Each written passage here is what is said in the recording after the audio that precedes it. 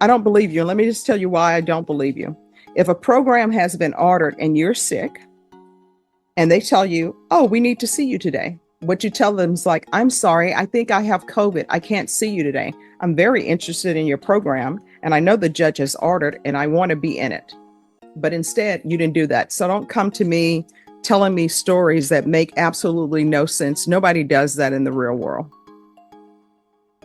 So when I order something, you need to follow through. If you don't want to follow through, let us know. We'll move on to the next person. I do remember the names and faces of everybody that I sent to prison. But if you wish to go to prison and be done with this, I will send you. And guess what? I'll move on to the next person and see if they would like to be in programs that are presented for them. We're in Judge Boyd's courtroom today, and this defendant came in ready to argue with the wolves if she had to. The judge lays down orders that couldn't be clearer, and she treats them like junk mail. Ignore, delete, move on. It's not even rebellion with a purpose. It's just picking a fight for the thrill of it. And here's the thing, judges can hit you with contempt instantly. One more eye roll, and she's cuffed up before lunch. Honestly, this feels less like a legal hearing and more like a crash course on how to tank your own case in record time. Makes you wonder, is she really mad at the judge, or does she just hate herself enough to set fire to her own future? Be real with me in the comments. Would you risk jail just to prove a point to the one person in the room holding the gavel? Let's jump in. All right, court is calling 2024 CR 1983, State of Texas versus Ashley Draper Ward. Could I have parties announced for the record for the state? For the defense? Christopher Simpkins. And are you Miss Ashley Draper Ward? Yes, ma'am. Right. So you entered a plea of guilty. The judge found there was sufficient evidence to find you guilty. According to the plea bargain agreement, the state is recommending community supervision.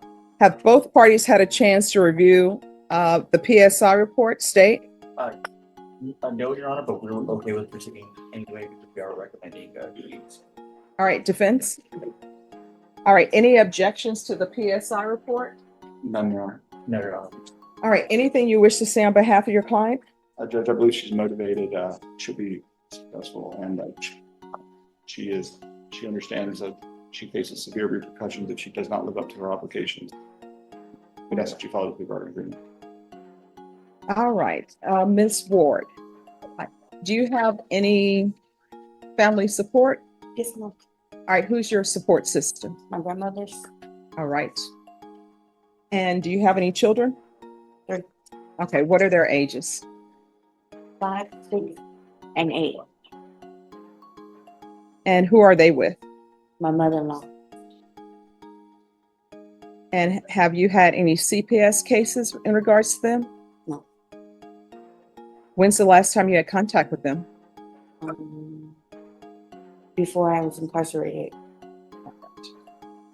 So how did it come to be that your mother-in-law had custody of them? My first incarceration, she took custody while I was incarcerated. Okay. Ma'am, can you step up to the microphone?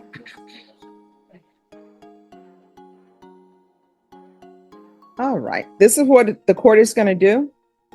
Court is going to sentence you to a $500 fine. That's going to be probated. 4 years deferred adjudication and states you may continue to confer. There's going to be 100 hours of community service restitution. I'm going to order you to complete parenting classes. Yes, ma'am. There's to be no unsupervised contact with minors. Yes, ma'am. There's to be regular reporting by Zoom or in person. I'm sorry, Ms. Eckel, if you could move so probation can, yeah. There's to be regular reporting by Zoom or in person. There's going to be anger management. Yes, ma'am. She's going to remain in custody for her Tacoma exam. And they say that's scheduled at August 22nd. Yes, ma'am.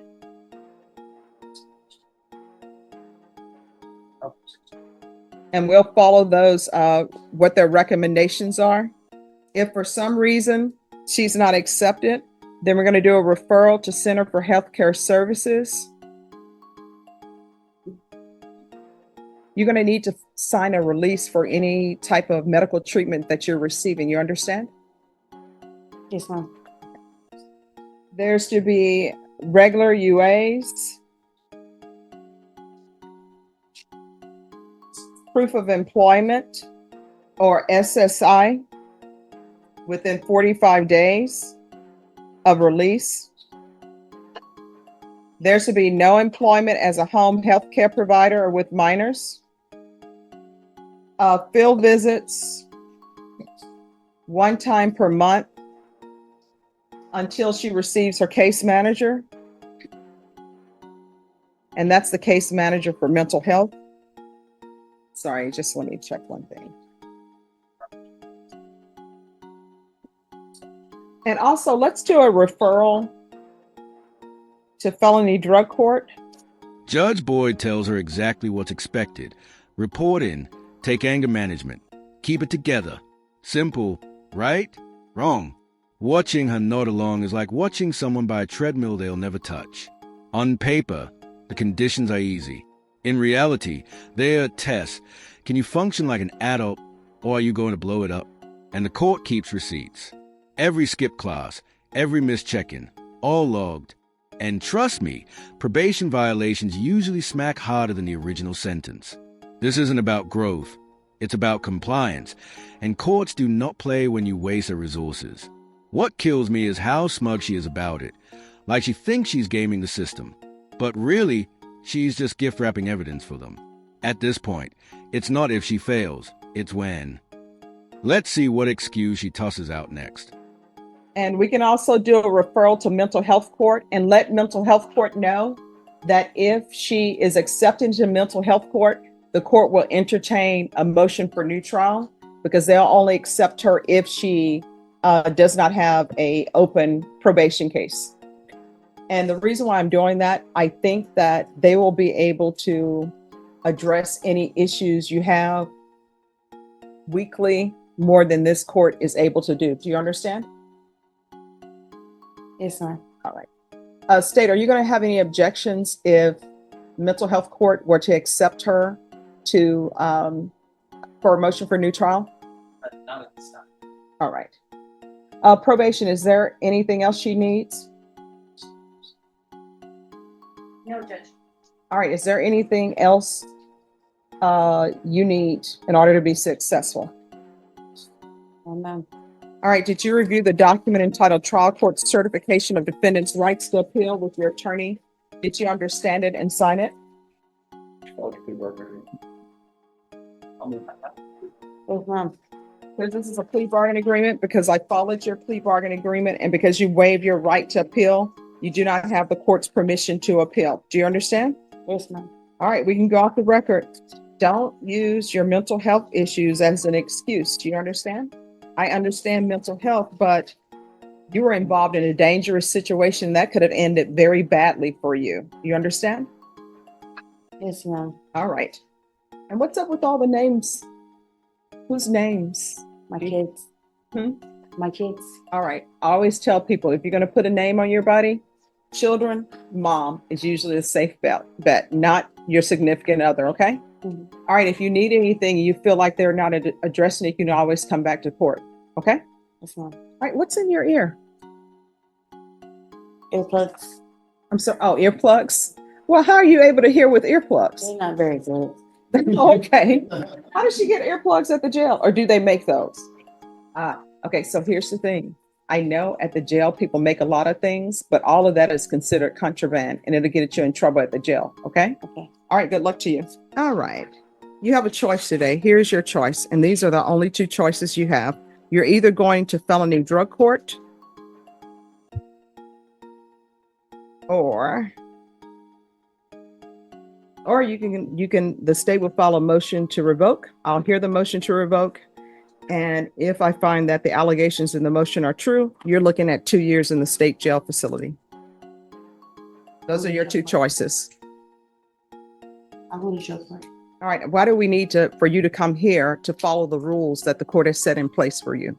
Why do we need to have this conversation when all you had to do was sign? Yes, ma'am. I'm sorry. I didn't. intentionally missed. I don't know if I had to fold it or what, but I was really sick. I was throwing up, and No, that's not what they tell me happened. They tell me you refused. It wasn't. That's why I refused. I was really sick, and I had been a sick call, but they wouldn't call me out. No, I don't believe you. And let me just tell you why I don't believe you. If a program has been ordered and you're sick and they tell you, oh, we need to see you today, what you tell them is like, I'm sorry, I think I have COVID. I can't see you today. I'm very interested in your program and I know the judge has ordered and I want to be in it. But instead, you didn't do that. So don't come to me telling me stories that make absolutely no sense. Nobody does that in the real world. So when I order something, you need to follow through. If you don't want to follow through, let us know. We'll move on to the next person.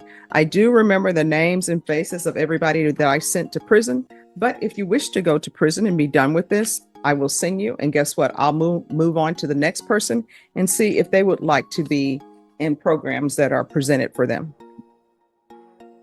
All right. Ms. Abrams, is felony drug court willing to accept her? All right, you're going to felony drug court. And here it comes. She pulls a mental health card. Now, don't get me wrong. Real struggles matter, but courts hear this line every single day. It doesn't carry weight when your behavior screams irresponsibility. Judge Boyd even hit her with that savage tattoo line. Don't waste ink on people you'll block in 6 months. Tattoo your kids' names instead. That's the kind of truth people need to hear. But she just sat there blank. And then the A-buds in court? Like, come on. She probably thought it was quirky, but to a judge, that's straight-up disrespect. Decor matters in a courtroom, and something as small as that can be treated as disruptive. What she doesn't get is she's not just fumbling for herself. She's spitting on opportunities other people would fight for. At this point, it's not a hearing anymore. It's a circus, and she's the one wearing the clown. All right, the court is going to call 2024 CR 1983. State versus Ashley Yvonne Draper Ward. Could I have parties announce? Andrew Harris, for the state. Melissa Christian for the defendant. All right. And Normie, could you hand me a file stamp for a motion to revoke? And are you Ashley Yvonne Draper Ward? You're going to need to speak up. Yes, Your Honor. Did you review the document entitled Motion to Enter Adjudication of Guilt and Revoke Community Supervision with your attorney? Did you understand it? Yes, Your Honor. Are you the same Ashley Yvonne Draper Ward who was placed on deferred adjudication in 2024 CR 1983 for the offense of attempting to take a weapon from an officer on June 27, 2024 for a term of 4 years? Is that you? Yes, Your Honor. All right, state. On or about the 23rd day of December 2024 in Bexar County, Texas, the defendant Ashley Yvonne Draper Ward committed the offense of tampering with electronic monitor violation. How do you plead to that? True or not true? True. State waives the remaining violation allegations. Any objection? No, Judge. All right, did you understand by pleading true to violation condition number 1, the court could find it true, grant the motion, find you guilty, sentence you up to 2 years in the state jail facility and up to a $10,000 fine? Yes, Your Honor. Knowing that, do you still wish to plead true to violation of condition number 1? Yes, Your Honor. Court will find violation of condition number 1 true. Is there a proposed agreement? There is not, Judge. State, what are you requesting? Adjudicate guilt, assess punishment at 2 years of confinement in the state jail facility. All right, and defense, what are you requesting? Judge, she has 415 days credit. So we are asking the court to give her credit for time served. All right. So you want to raise your right hand for me, please? Do you solemnly swear and affirm the testimony you give will be the truth and nothing but the truth, so help you God? Yes, Your Honor. All right, you can lower your hand, state your name for the record. Ashley Yvonne Draper Ward. All right, what have you done while you've been on probation? Well, let me do this. Did you complete parenting classes? I did several of them. But did you complete it? No, ma'am. Why not?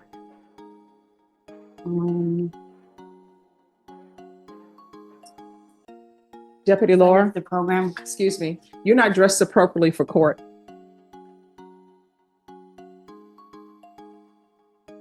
Yes. because I left the program. All right. Why did you leave the program? I acted on impulse. All right. That doesn't explain why you left the program. What was the impulse you were acting on? Just overwhelmed. There was a lot going on up there, and I just got fearful when I left. All right. Did you complete anger management? Yes, Your Honor. All right. And with regards to the referral for Center for Healthcare Services, had you been in contact with them? Yes, Your Honor. And were you employed? Yes, Your Honor. Doing what? Worked at Little Caesars, and then I was a home health care provider. Oh, see, I don't even know why that's being allowed because I don't allow people to be home health care providers. And I specifically said no employment as a home health care provider. You're overwhelmed by life, and yet you're somebody's home health care provider. But I don't allow people who have felony cases to be home health care providers. Yes, Your So Honor. that's number one. Probation, what are you recommending? Judge, probation's recommendation is to amend for safety followed by aftercare. All right. You have a choice. You can go to safety, or I can revoke you. And if I revoke you, I'm sentencing you to the 2 years. Either way, time is going to pass in your life. It can either pass with you in safety, and you're going to get extended on this probation, by the way. If you go to safety, I'm going to extend you for a year. So if you want to just do your time, you can do your time. You can go to the state jail facility. I'm going to sentence you to 2 years, or I will send you to safety.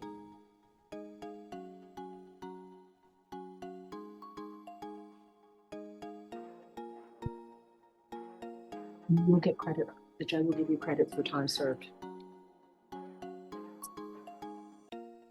State jail does their own calculations. All right. This is what the court is going to do. The court is going to find you guilty. The court is going to sentence you to 2 years in the state jail facility, give you credit for any time served. There's a $500 fine, time and money for run concurrent.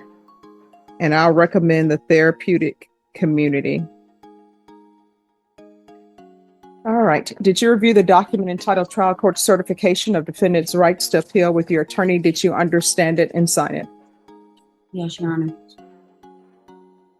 You have a limited right to appeal, and that right to appeal is that it relates to the allegations in the motion, not the fact that you are in deferred adjudication. Because this is a felony conviction, you're not allowed to own or possess any weapons or ammunition. If you have a question over what a weapon or ammunition is, you will need to speak to an attorney. So you're going to be sentenced to the 2 years in the state jail facility. You are entitled to whatever time that you've previously served. And I'm going to recommend the therapeutic community. The therapeutic community is to help you hopefully get your life in order so the criminal system will not see you again. Do you understand? Judge Boyd finally lays it out crystal clear. Felony drug court or 2 years in prison. That's it. 2 doors, no hidden trapdoor, no cheat code. And what does she do? Throws out excuses like, I was sick or I just refused. That's not strategy, that's self-sabotage. What blows my mind is she's being handed a chance people would literally beg for, and she tosses it aside like she's too good for it. That's not just disrespect to the judge, that's spitting in the face of every taxpayer funding these programs. Drug courts exist to keep people out of prison. If you reject them, judges don't have much choice. You go to jail. Simple as that. So I'll throw it to you. Why do some people purposely choose the hardest, dumbest road just to make a point that means nothing? Drop your thoughts in the comments. Thanks for watching, and I'll catch you in the next one.